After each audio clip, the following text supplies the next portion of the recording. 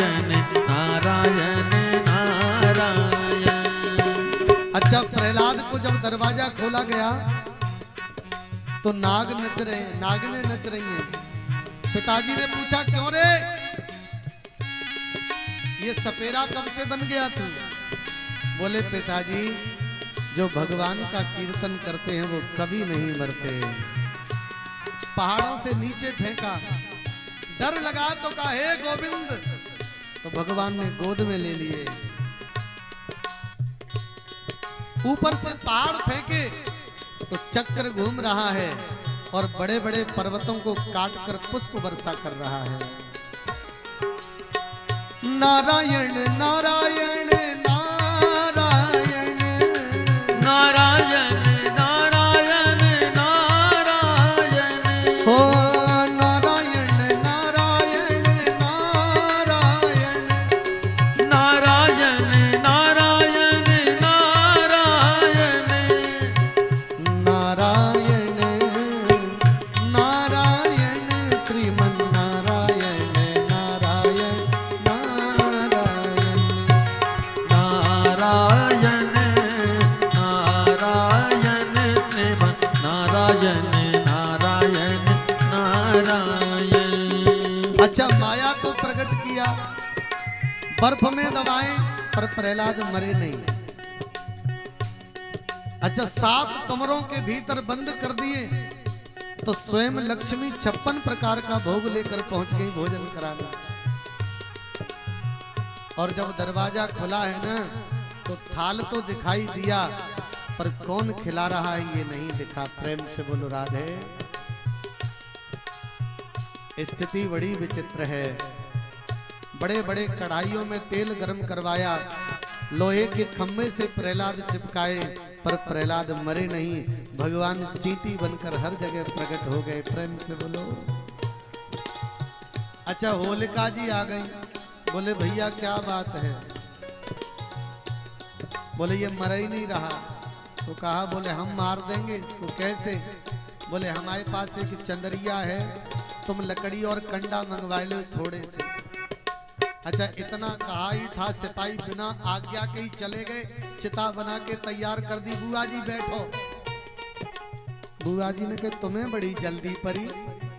बोले हमें जल्दी समाप्त करके घर जाना है इसको। बुआ जी चंदरिया लेके बैठी, प्रहलाद गोद में दिए।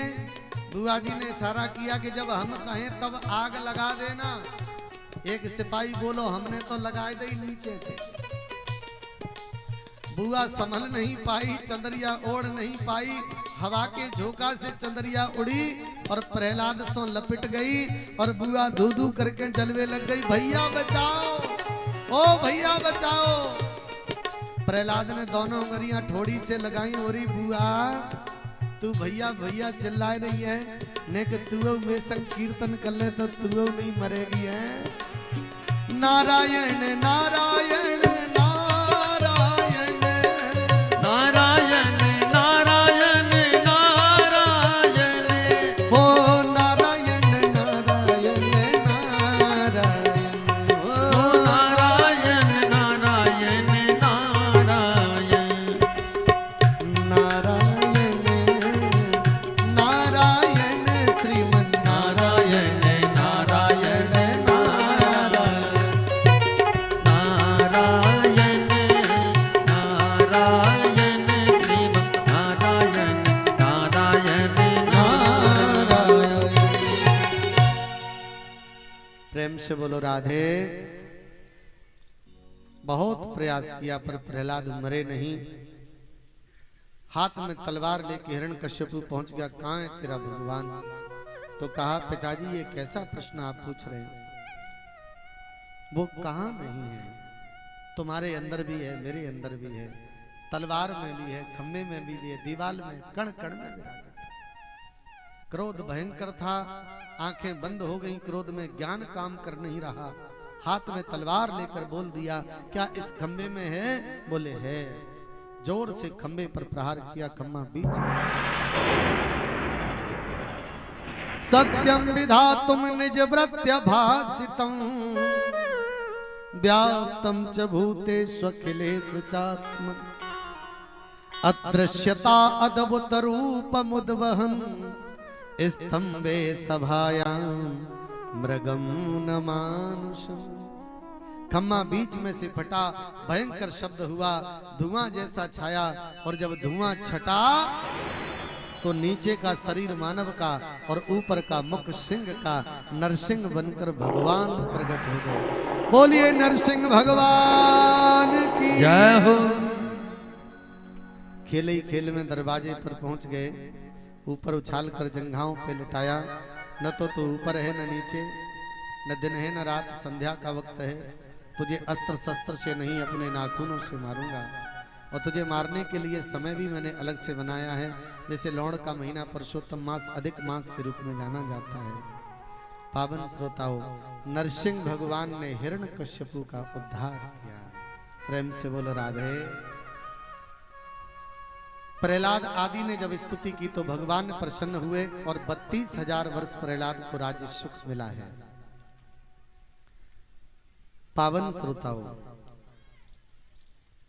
सुखदेव आचार्य ने पूछा और क्या सुनना चाहते हो? तो प्रभु मुझे 14 मनवंतर की कथा।